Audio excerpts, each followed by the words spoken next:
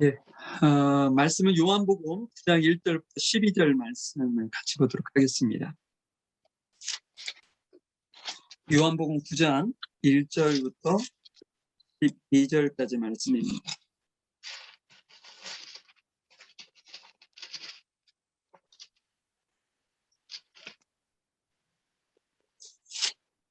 제가 가지고 있는 것이 개역 개정판이라서 제가 요 본문으로 제가 본국 읽어드리도록 하겠습니다. 요한복음 9장 1절부터 12절까지 말씀입니다. 예수께서 길을 가실 때에 날 때부터 맹인된 사람을 보신지라. 제자들이 물어 이르되 라삐여, 이 사람이 맹인으로 난 것이 누구의 죄로 인함이니까? 이니까 그의 부모이니까? 예수께서 대답하시되 이 사람이나 그 부모의 죄로 인한 것이 아니니라. 그에게서 하나님이 하시는 일을 나타내고자 하심이라. 때가 아직 낮음에 나를 보내신 이의 일을 우리가 하여야 하리라. 밤이 오리니 그때에는 아무도 일할 수 없느니라. 내가 세상에 있는 동안에는 세상의 빛이로라. 이 말씀을 하시고 땅에 침을 뱉고 진흙을 이겨 그의 눈에 바르시고 이르시되 실로암 못에 가서 씻으라 하시니, 실로암은 번역하면 보냄을 받았다는 뜻이라. 이에 가서 씻고 밝은 눈으로 왔더라. 이웃 사람들과 전에 그가 고린인 것을 보았던 사람들이 이르되 이는 앉아서 구걸하던 자가 아니냐. 어떤 사람은 그 사람이라 하며 어떤 사람은 아니라 그와 비슷하다 하거늘 자기 말은 내가 그라 하니, 그들이 묻되 그러면 내 눈이 어떻게 떠졌느냐. 대답하되 예수라 하는 그 사람이 진흙을 이겨 내 눈에 바르고 나더러 실로암 못에 가서 씻으라 하기에 가서 씻었더니 보게 되었노라. 그들이 이르되 그가 어디 있느냐 이르되 알지 못하노라 하니라. 오늘 여러분들과 나눌 말씀 누가복음을 저희가 계속 하다가 영상 예배를 드리게 돼서 연관된 말씀을 좀 저희들이 보면 좋겠다, 그런 생각이 들어서 요한복음의 말씀을 여러분들과 나누게 되었습니다. 오늘 제가 제목으로 잡은 것이 하나님이 하시는 일이라는 제목을 좀 잡아봤는데요. 하나님께서 우리에게 어떻게 이 본문을 통해서 이 어려운 시기를 이겨나가기를 원하시는지 한번 살펴볼 수 있는 시간이 되었으면 좋겠습니다. 여러분들도 잘 아시는 것처럼 이 코로나19가 발생된 것이 2019년 12월 8일 중국의 우한이라는 도시에서 시작된 것을 여러분들 기억하실 겁니다. 근데 벌써 1년 8개월의 시간이 지났네요. 끝나지 않은 이 사태가 우리 인류에게는 많은 고통뿐 아니라 경제적인 어떤 손실 또한 저희들에게 입혔습니다. 지금까지 확진된 분들을 보니까 뉴질랜드 인구의 40배 이상이 되는 2억 1천만 명 정도가 확진이 됐더라고요. 그들 중에 목숨을 잃은 분들이 441만 명 정도가 됩니다. 안타까운 현실이 아닐 수 없는데요. 이 코로나가 처음에 시작되었을 때 전문가들은 다들 그렇게 얘기했습니다. 인구의 70%만 항체가 형성이 되면 자연적으로 소멸될 거니까 너무들 그렇게 호들갑 떨지 말고 매년 반복되어지는 감기, 독감 정도로 생각해라, 이렇게 말씀을 했던 걸로 기억해요. 그런데 2배 이상으로 전염성이 강하게 되는 델타 바이러스가 나온 이후 이 모든 것이 다 예측이 빗나가고 말게 되었죠. 실질적으로 영국은 국민의 70%가 2차 접종까지 진 상태입니다. 그런데도 델타 바이러스가 발생이 됨으로 인해서 하루에 3만 7천 명 정도의 사람들이 확진이 된다고 보도를 통해서 제가 본 것 같습니다. 이제 독일 정부는 영국 정부는 그 어떤 대응 방법을 바꿨다고 그래요. 지금까지는 바이러스를 퇴치하고 물론 어떤 없애고 우리만 살겠다 이렇게 생각을 했는데 다른 독감과 같이 그냥 비스 코로나 이런 어떤 정책의 방향으로 전환이 돼서 이제는 어느 곳을 가든 마스크하지 않고 중증 환자들만 병원에서 이렇게 치료하는 곳으로 이렇게 어떤 생각의 전환을 했다는 보도를 제가 듣게 되었습니다. 뉴질랜드 정부는 지난 화요일 날 다시 뉴질랜드에서는 5번째 락다운을 시작을 했죠. 우리 성근이가 다니는 학교 또 우리 준영이가 다니는 학교가 연이어서 확진자가 발생이 됐어요. 그래서 저희 가정은 지금 그 가정에서 자가격리 중입니다. 외부 출입을 하지 않고 집에서만 머물게 되는데 이런 상황을 접하다 보니까 예전에 락다운이 됐을 때하고 지금 락다운이 된 상태하고 조금 받아들이는 감정의 어떤 폭과 깊이가 틀리더라고요. 쉽게 끝나지 않을 것 같다는 어떤 우려도 깊고요. 그로 인해서 고통받을 분들을 생각하니 더더욱 마음이 아프기도 합니다.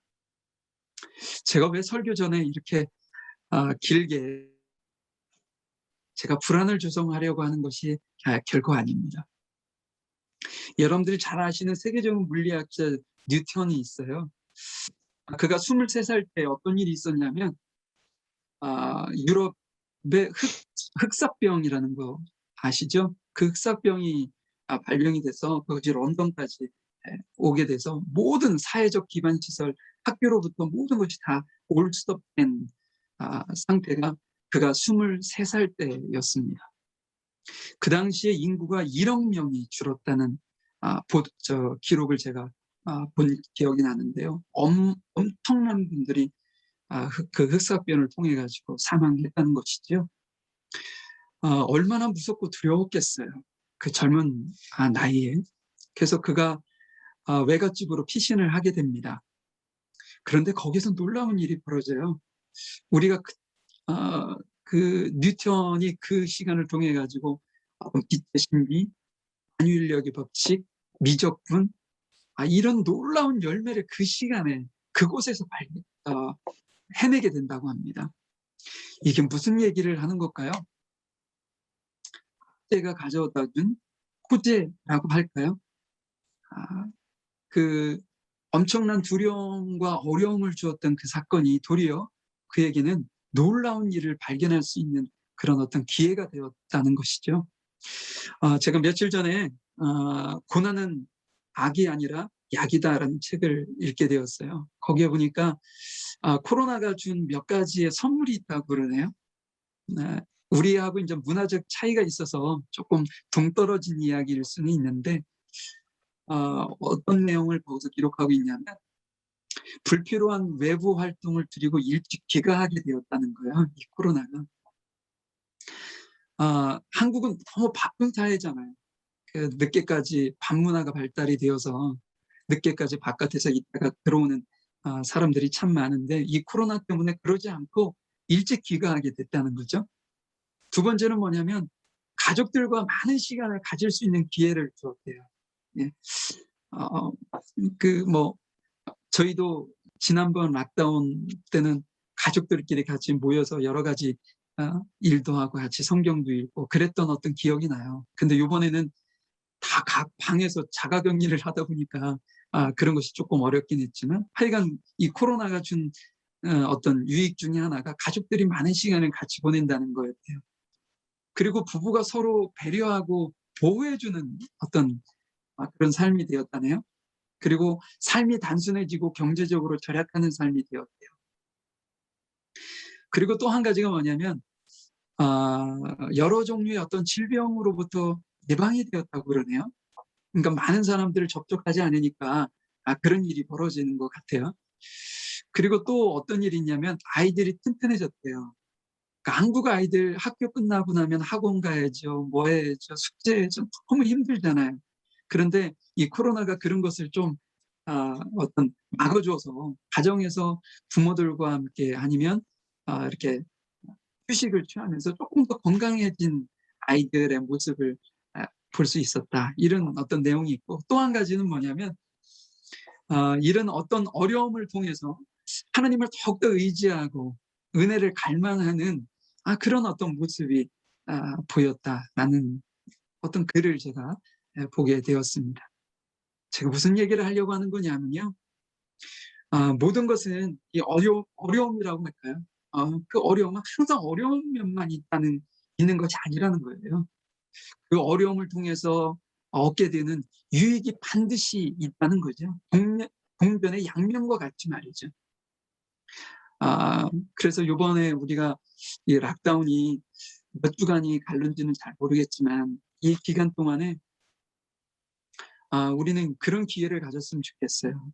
하나님께서 나에게 어떤 말씀을 하고 계시는지, 왜 우리에게 이런 어떤 어려움을 계속해서 종식이 되지 않고 이어져 가게 하시는지, 하나님의 말씀을 붙들고 묵상할 수 있는 시간이 되었으면 좋겠습니다. 오늘 본문에는 지금 우리가 갖고 있는 이 어려움보다요, 더하면 더했지 덜하지 않는 어떤 절망 가운데 있는, 두려움 가운데 있는 어떤 한 사람을 우리에게 소개해 주고 있습니다. 한번 우리 1절의 말씀 한번 볼까요? 예수님께서 길 가실 때에 날 때부터 소경된 사람을 보신지라. 예수님께서 누구를 보고 계셨는가? 날 때부터 앞을 보지 못하는 한 사람을 보게 되었습니다. 그가 여자인지 남자인지 나이가 몇 살인지는 잘 모르겠어요. 그러나 날 때부터 앞을 보지 못하는 사람이 있었다는 거죠. 얼마나 답답하고 외롭고 무서웠을까요? 어떤 자신이 선택한 것도 아니고 자신의 어떤 실수로 인해서 앞을 보지 못하게 된 것도 아니니 지금 현재의 상황을 얼마나 원망스럽게 생각했을까요? 힘든 시간을 보내고 있는 사람이었을 겁니다. 8절에 보니까 그를 뭐라고 얘기했냐면 버린, 죽어라던 자라는 표현을 쓴 것으로 보아 그는 분명히 많은 사람들에게 어떤 대접 아니면 사랑과 관심을 받지 못했을 거라는 생각까지도 드니 더욱더 마음이 아픕니다. 이렇게 많은 사람들이 그에게 관심도 없고 사랑을 이렇게 주지도 않는데 오늘 보니까 예수님께서 그를 보셨다 이렇게 말씀하고 있어요. 예수님께서 그에게 관심을 가지신 것이죠. 지난 시간에 우리가 살펴보았던 18년 동안 귀신에 들려서 고통받았던 꼬부라졌던 여인, 여러분들 기억하시죠? 그 여인도 주변에 있는 사람들이 그에게 관심을 가진 사람이 한 사람도 없었어요. 그런데 그에게 관심을 갖고 보았던 것은 예수님뿐이었던 것이죠. 예수님은 사랑의 눈으로 그를 보았고요. 부드러운 음성으로 그녀에게 말을 걸어왔고 그 다음에 병으로부터 놓였어 하는 따뜻한 말을 그에게 들었고 또한 따뜻한 손으로 그에게 안수하셔서 그녀에게 어떤 뭐라고 할까요? 매였던 그런 삶 속에서 자유하게 하는 놀라운 은혜와 축복을 그에게 주었던 것을 여러분들 지난주에 말씀을 통해서 기억하실 것입니다. 저는 여기서 이런 생각을 해보았어요. 우리가 혹시 소경과 같은 사람은 아닐까? 아니면 18년 된 여인과 같은 연약함이 우리 안에 있지는 않을까 생각을 해보게 되었어요. 만약에 우리가 연약하다면 그것이 슬픔이고 좌절의 한 모습일 수 있지만 한편으로는 어떤 소망이 있냐면요. 예수님의 관심을 받을 수 있는 대상이 되어진다는 놀라운 축복이기도 합니다.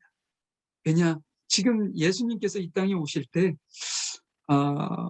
건강한 사람은 의원이 필요 없는 것처럼 나는 이 세상 가운데 의원으로 왔는데 그래서 내가 병자들, 약한 자들, 연약한 자들을 위해서 왔어라는 말씀을 예수님께서 우리에게 하셨거든요.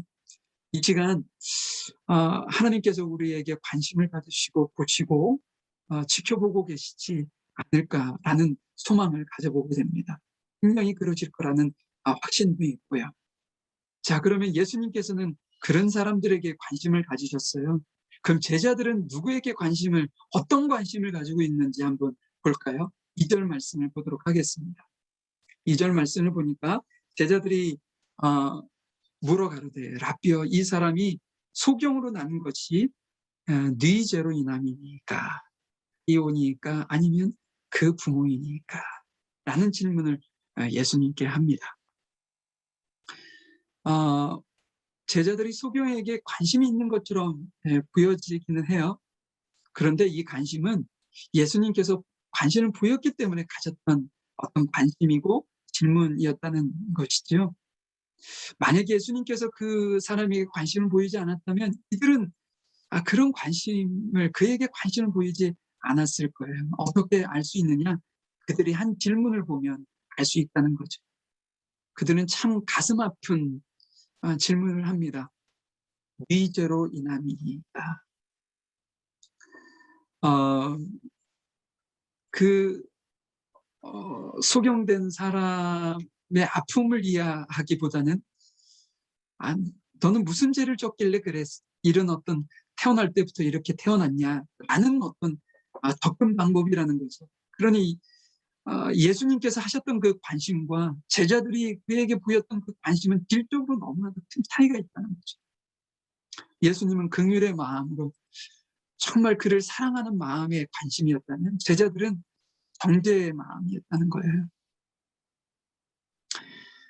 우리는 이 제자들과 같이 간혹 누군가 고난을 당하면 그것을 인과응보식으로 이렇게 섣부르게 판단하는 경우가 있습니다. 그것이 어떻게 보면 우리의 연약함이죠.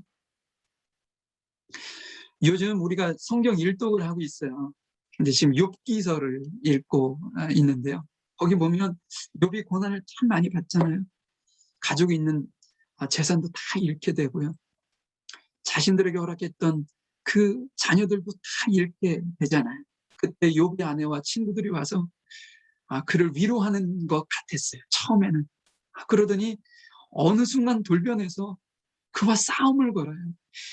당신이 죄를 지었기 때문에 이런 어떤 참담한 상황이 된 거야. 하나님 앞에 회개해라. 어떤 이런 예수님 욥과 그들이 언쟁을 벌이며 그를 창원하는 모습으로 변질되어 있습니다. 저는 거기서 그런 걸 느꼈어요. 뭐냐면 욥의 친구들이 욥의 어떤 고통과 지금 받고 있는 그 고난의 이유라고 할까요? 그거에만 이렇게 관심이 있었다는 거죠. 제가 왜 그렇게 의인이라고 하는 저 사람이 왜 이런 어떤 고난을 당하지? 라는 것에 대한 어떤 관심인 것이죠.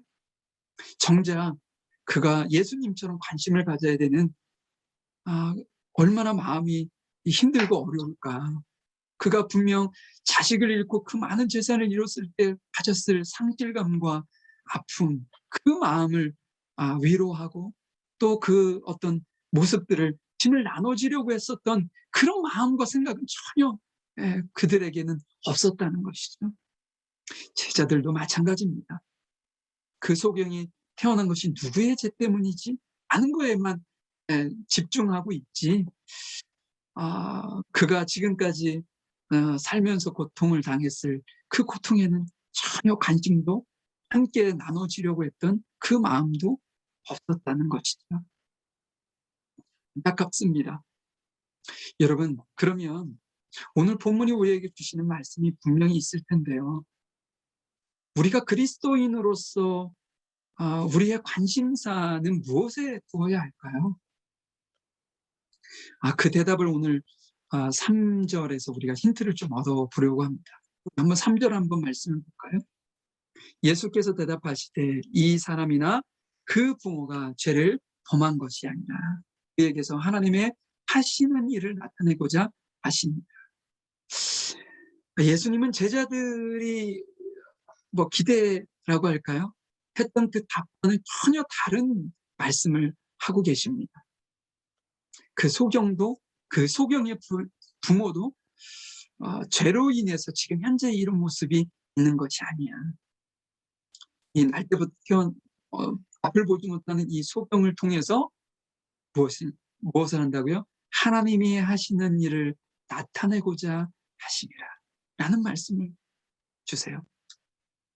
저는 이 말씀이 얼마나 큰 은혜가 되었는지 모릅니다. 하나님이 겉으로 드러난 그의 연약함과 뭐라고 할까요? 그 소경이었으니 얼마나 입고 다니는 것이나 여러 가지가 조금 초라해 보였겠어요. 예수님께서 그 모습을 보시지 않으셨다는 거예요. 그 또한 하나님의 자녀이고 하나님께서 그에게 동일하게 역사하실 것이라는 어떤 기대감, 그런 것을 제가 느끼게 해주는 말씀이었어요. 하나님이 하시는 일을 나타내고자 하시니라. 만약에 제자였었다면 예수님이 하시는 관심사에 관심을 가져야 되는 것이 지극히 당연하겠지요. 우리 그리스도인들도 동일합니다. 지금 예수님의 관심사는 어디에 있었느냐? 하나님의 일에 있었다는 얘기를 지금 하고 있는 거예요. 자, 그러면 예수님께서 이 소경을 통해서 하실 수 있는 하나님의 일이라는 것은 무엇일까? 한번 좀 말씀을 보도록 하죠. 4절 말씀 보겠습니다. 4절에 보니까 때가 아직 낮음에, 이 때가 아직 낮이라는 것은 그 성경은 그 종말을 밤이라고 얘기하거든요. 그래서 아직 그 예수님께서 하나님께서 작정하신 그날이 아직 도래하지 않았음을, 다른 한편으로는 아직 종말이 되지 않았기 때문에 기회가 아직까지 우리에게 있다는 것을 암시하는 말씀이기도 합니다. 그때가 아직은 낮이다. 나를 보내신 이의 일을 우리가 하여야 하리라. 그러니까 우리라는 표현을 썼어요. 예수님만이 이 일을 하는 것이 아니라 우리에게도 동일하게 이 일의 동력을 원하신다는 말씀을 하고 계시는 거죠. 그러면서 뭐라고 하시냐면 밤이 오리니, 이제는 곧 밤이 올 거야. 그때는 아무도 일할 수 없으니 낮은 이 시간 우리 열심히 우리에게 주어진 사명을 감당하자. 그러시면서 5절에 내가 세상에 있는 동안에는 세상의 빛이라, 이런 말씀을 하고 계세요. 여러분, 소경의 나이가 어떻게 되는지 정확하게 잘 모르겠어요. 성경에서 얘기를 안 하고 있으니까요. 그런데 여러분, 소경의 나이에 관심을 가져보셨어요? 저는 나이가 궁금하더라고요. 매우. 왜 궁금했냐면요, 만약에 그의 나이가 10살이라면 10년 동안 앞을 보지 못하고 살았던 거 아니에요? 만약에 그 사람이 30살이다 그러면 30년 동안 그랬다는 거예요. 만약에 그분의 나이가 50세다 그럼 50년간 그런 삶을 살았다는 겁니다. 어두움에 갇혀 두려움에 떠는 시간이 그만큼 길 시간이었다는 거예요. 그래서 저는 갑자기 그분의 나이가 궁금해지더라고요. 아무런 희망도, 또한 그 기간 10년이 됐든 30년이 됐든 50년이 됐든 혹 60년이 되었든 그 기간만큼은 목표나 계획을 할 수 없는 정말로 참담한 시간이 아니었겠어요? 근데 그분에게 예수님께서 지금 그 말씀을 하고 계시는 거예요. 내가 세상의 빛이다. 어둠에 갇혀 이렇게 막 두려움에 떨고 있는 이에게 빛에 대해서 말씀을 하고 계시는 거예요. 그러면서 그를 치료하시는 과정을 이렇게 저희들에게 보여주시는데 6절 한번 볼까요? 지난주에 우리가 살펴봤던 것처럼 예수님께서 그에게 어떻게 접근하시는지 한번 여러분들이 이렇게 자세하게 봤으면 좋겠어요. 맨 처음에는 어떻게 했느냐? 우리가 1절에 읽었던 것처럼 예수님이 동일하게 그 소경을 보았습니다. 그렇죠? 그리고 6절에 보니까 뭐라고 하셨냐면 그에게 말씀하셨다고 그랬어요. 어떤 말씀이냐? 내가 세상의 빛이야 라는 말씀을 하신 거죠. 그리고 뭐라고 얘기하시냐면 그 다음 단계는 땅에다 침을 뱉고 그 다음에 진흙을 이겨서 그의 눈에 바르십니다. 그리고 뭐라고 하시냐면 실로암의 못에 가서 씻으라고 그에게 명령하시죠. 이것이 예수님께서 이 소경을 치료하시는 과정이었습니다. 여러분, 제가 한 가지 질문 드릴게요. 이 소경이 이제 어떻게 해야 될까요?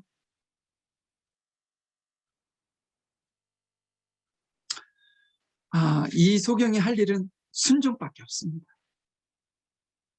예수님께서 왜 그 자리에서 그냥 기도 안수해 주시고 18년 된 여인처럼 그냥 손에 손을 대셔서 그냥 그 즉석에서 보지 못했던 것을 확 보도록 그렇게 만들어 주시면 좋지, 왜 이걸 나더러 앞을 보지도 못하는 사람에게 실로암 못까지 가라고 다시 또 말씀을 하시고, 또 아니 더럽게 왜 침을 뱉어가지고 진흙에 이겨가지고 덕지덕지 내 눈에 붙이나, 이렇게 분명히 생각할 수도 있었을 거예요. 그래서 만약에 가지 않았다면 어떻게 됐을까요? 그에게는 기적을 경험할 수 없었을 겁니다. 여러분들 그거 기억나세요? 나만 장군 기억하세요? 나만 장군이 문둥병이 걸려서 고통하고 씨름하고 있을 때 이스라엘에서 이렇게 끌려온 아주 조만한 여자아이가 장군이 그 이스라엘에 가면은 나을 수 있을 텐데요 라는 그 말을 듣고 그가 이스라엘로 오게 됩니다. 엘리사에게 왔을 때 엘리사가 요단강에 가가지고 몸을 7번 담궜다가 나오라고, 그럼 깨끗해질 거라고. 근데 나아만 장군이 어떤 반응이었죠? 화가 났어요. 아니 지금 당장 와서 나를 좀 만져주고 안수해서 지금 당장 이렇게 치유해 주지, 무슨 요단강에 가지고 내 몸을 7번 적시라고 하는. 그래서 화를 내고 그 자리를 떠납니다. 그때 그 옆에 아주 정말 지혜로운 종이 있었던 거예요. 주인님에게 더 큰 것을 요구해도 치료받기 위해서 하셨을 거 아닙니까? 그런데 요단강에 가서 물을 7번 적시라는 게 그게 뭘 어렵다고 그걸 화를 내고 그냥 이렇게 떠나시냐고. 그러지 마시고 요단강으로 가시자. 지혜로운 종의 말을 듣고 나아만 장군이 가서 7번 몸을 적셨더니 그 어떤 문둥병으로부터 깨끗하게 치료받았잖아요. 지금 이 여인도 이 소경도 마찬가지라는 거죠. 그렇게 정말 예수님 앞에 불평을 하고 이렇게 믿지 못하는 그런 어떤 상황에 대해서 얘기 분명히 할 수 있어요. 그런데 그에게 요구되어지는 것은 논리적인 이성이 아닙니다. 그에게 요구되어졌던 건 뭐냐? 그냥 순종이었던 거죠. 믿음의 마음을 가지고 실로암 목까지 앞을 보지 못하고 더듬더듬, 아니면 누군가의 도움을 받아서 그곳에 가든, 그거는 상관없이 하나님께서 나를 치료하실 것이라는 그런 믿음을 가지고 그곳까지 가야 된다는 거죠. 그리고 스스로 실로암 못에서 눈에 덕지덕지 붙어있는 그 진흙을 씻어내는 작업을 했어야 된다는 거죠. 말씀에 순종한 그 소경에게는 기적이 나타났어요. 30년이 됐든 50년이 됐든 60년이 됐든 상관없이 그에게는 앞을 보지 못하고 어두움에 눌려 있었는데 그에게 한순간에 그 어둠으로부터 자유하게 되었습니다. 하나님이 하시는 일이 이거죠. 하나님이 하시는 일이 이겁니다. 하나님은 연약한 자를 도우시는 분이에요. 내가 연약한 자를 돕기 위해서 이 땅에 오셨다라는 것을 지금 보이시고 계시는 거예요. 나는 이 세상에 의원으로 온 거야 라는 것을 보여주시는 거예요. 이것이 하나님의 일이시죠. 또한 하나님은 불가능한 것을 가능케 하시는 분이다 라는 것을 우리에게 말씀하고 있습니다. 이것이 하나님께서 하시고자 하셨던 일이었다는 것이죠. 제가 설교 서두에 여러분들에게 그런 이야기를 했어요. 우리가 소경은 아닐까? 우리가 혹은 18년 된 꼬부라진 여인은 아닐까? 제가 지난주에도 여러분, 우리의 생각이 꼬부라진 건 아닐까요? 우리의 마음이 꼬부라진 건 아닐까요? 우리의 말과 행동이 꼬부라진 건 아닐까요? 라고 여러분들에게 질문을 던진 적이 있었죠. 분명히 소경이었던 사람에게도 눈은 있었습니다. 보지 못했을 뿐이죠. 우리에게도 지금 눈이 있어서 사물을 정확하게 보고 그러죠. 그런데 혹시 우리의 영의 눈이 어두워서 우리의 삶의 지근거리에서 하나님께서 하시는 일들을 모르고 지나지는 않을까라는 생각을 해보게 되었어요. 그렇게 연약한 우리에게 예수님께서 이 땅에 오셔서, 지금 오셔서 자신이 하시는, 하나님이 하시는 일을 우리에게 보이시고, 우리에게 보이셨고, 또한 우리에게 동역하자고 말씀을 하고 있는 것이죠. 이소경이 어떤 그 병으로부터 이제 어둠으로부터 자유하게 됐죠. 그 다음에 이제 세상의 빛을 보게 되었어요. 그가 어떤 일이 그의 삶에 일어나는지 12절을 한번 보도록 하겠습니다. 주변에 있는 사람들이 그를 어떤 그 의심의 눈이라고 할까요? 내가 아닐 거야, 길 거야. 막 서로 얘기도 하고 그에게 심지어는 너가 예전에 앞을 보지 못하고 길거리에서 구걸하던 사람 맞아? 라는 어떤 질문이 이어져요. 그러니까 그 사람이 어, 내가 그인데 너를 이렇게 눈을 뜨고 다니게 한 것이 무엇인지를 12절에서 말씀하고 있어요. 11절에 보니까 대답하되 예수라 하는 그 사람이 진흙을 이겨 내 눈에 바르고 나더러 실로암 못에 가서 씻으라 하기에 가서 씻었더니 보게 되었노라. 누구를 지금 전하고 있나요? 소경이었을 때는 알지 못하고 보지 못했었던 예수님을 지금 전하고 있습니다. 소경이었을 때는 어두움에 묶여있던 그 사람이 이제는 빛 대신 예수님을 보고 빛을 전하는 축복된 삶이 되었다는 것이죠. 하나님께서 우리에게도 요구하십니다. 너희들 예전에는 다 그랬어. 소경처럼 살았지 않아? 예전에는 꼬부라진 모습으로 살았잖아. 그런데 나를 만난 후 너희가 보게 되었고 꼬부라졌던 것이 펴졌지. 이제는 나와 이 일을 동역하자. 하나님의 일을 동역하자. 우리에게 지금 예수님도 우리에게 말씀하고 계시지 않은가 싶습니다. 지금 코로나19로 참 어렵고 힘든 시기를 우리가 지나고 있는데요. 그것이 어떻게 보면 영적인 어두운 밤을 지나고 있는 그런 시간일 수도 있어요. 그 시기에 예수님께서 우리에게 이렇게 다가오셔서 우리의 연약함을 보듬어 주시고 우리를 회복시키실 수도 있습니다. 우리의 어떤 지금 상황이 어떤 외로움으로 아니면 고독함으로 아니면 무력감으로 아니면 우울함으로 혹은 절망과 좌절의 어떤 마음으로 우리가 사로잡혀 있을 수도 있어요. 혹은 근데 여러분 이 어려운 시기를 혼자의 힘으로 이렇게 이겨내려고 바둥바둥하지 않으셨으면 좋겠어요. 하나님을 좀 의지하시고요. 하나님께 도움을 좀 구하시고 하나님이 하시는 일에 동역하고자 하는 그런 어떤 믿음으로 하나님 저를 좀 도와주시고 또 주님이 하시는 일에 좀 동역할 수 있도록 저를 이끌어 주십시오. 라고 주님 앞에 기도할 수 있는 시간이 되시면 어떨까 싶습니다. 오늘 말씀을 좀 마치려고 하는데요. 여러분 그거 아세요? 캄캄한 밤일수록 별이 더 이렇게 잘 보인다는 사실이요. 제가 한 5년 전인가요? 저희 어머님, 아버님, 누님들이 이곳에 잠시 방문한 적이 있었어요. 그때 저희 가정이 로토루아에 있는 큰 호수, 정확한 지명은 잘 모르겠는데 그곳에 집을 얻고 2박 3일 동안 그곳에 여행한 적이 있었습니다. 그때는 즐겁게 같이 즐거운 시간을 보내고 저녁을 먹고 있었는데 갑자기 아내가 불러요. 바깥에 좀 나와보라고.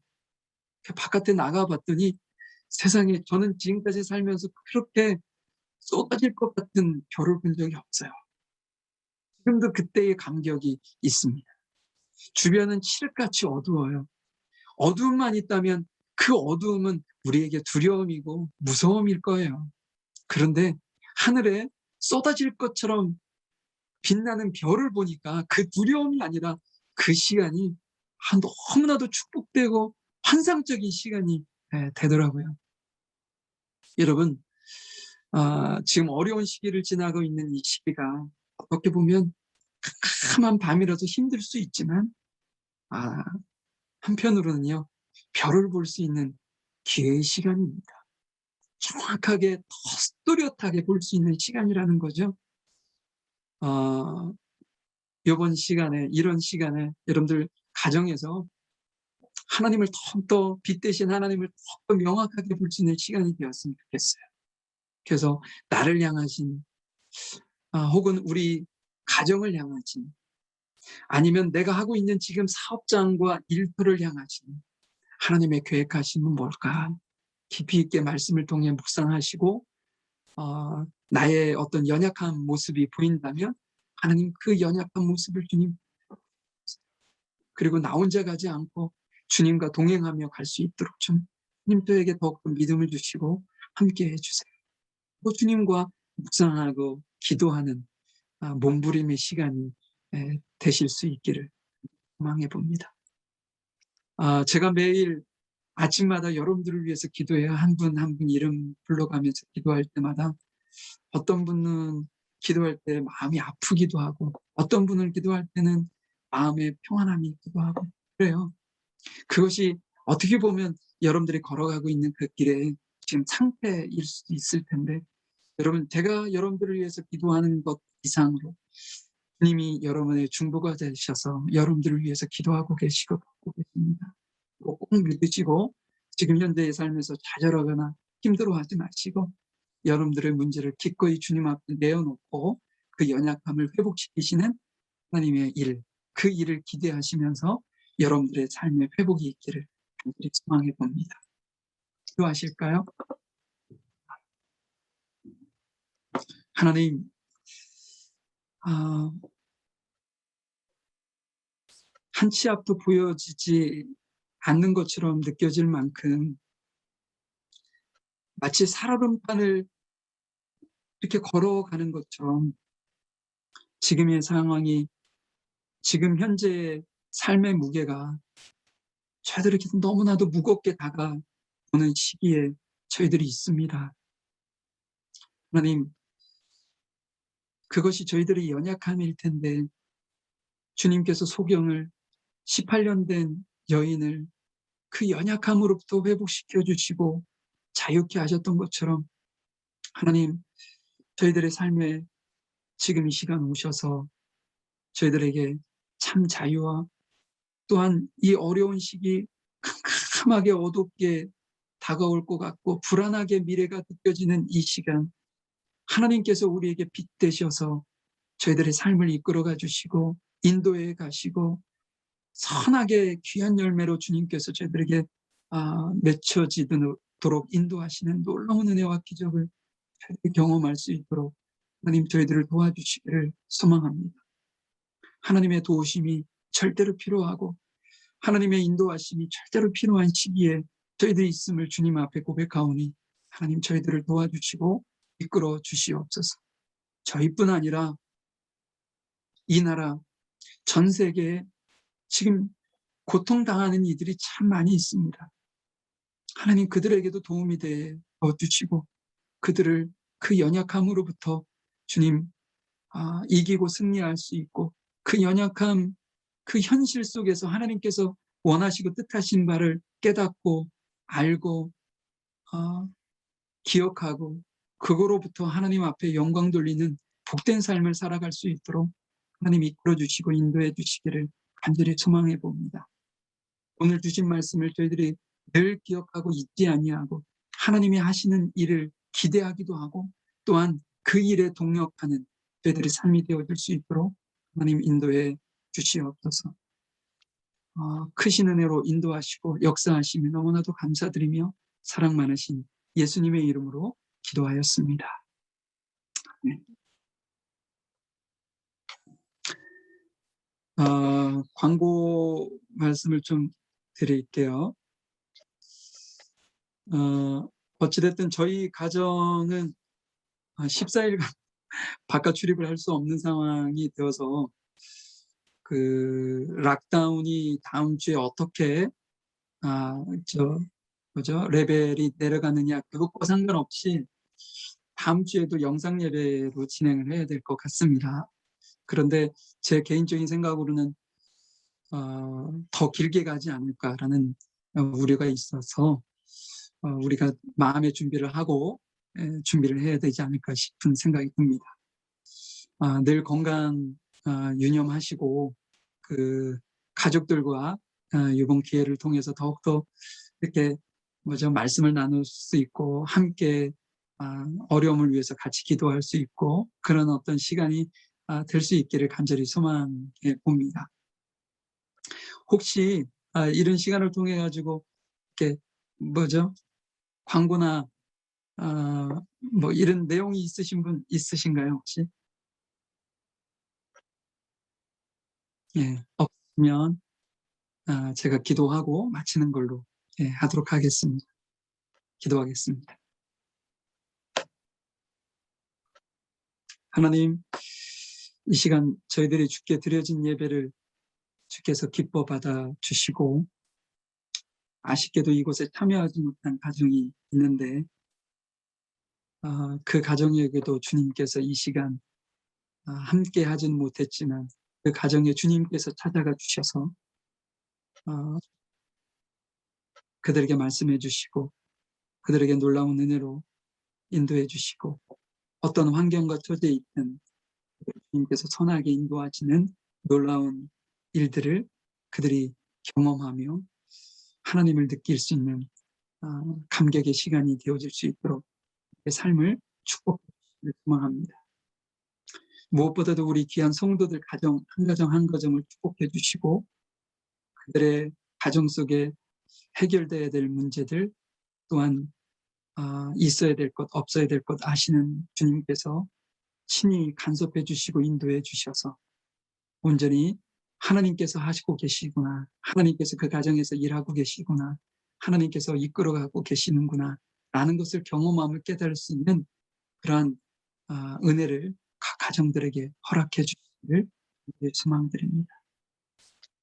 지금은 우리 주 예수 그리스도의 크신 은혜와 아버지 하나님의 무한하신 사랑하심과 성령님의 인도하시고 계획하심이 우리 귀한 성도들 한 가정 한 가정에 놀라운 은혜로 축복하시고 또한 소경과 18년 된 여인에게 함께 하셨던 것처럼 하나님께서 이들 가정 위에 일하시고 또한 그 일에 동역하는 자들로 주 앞에 세워지기를 원하는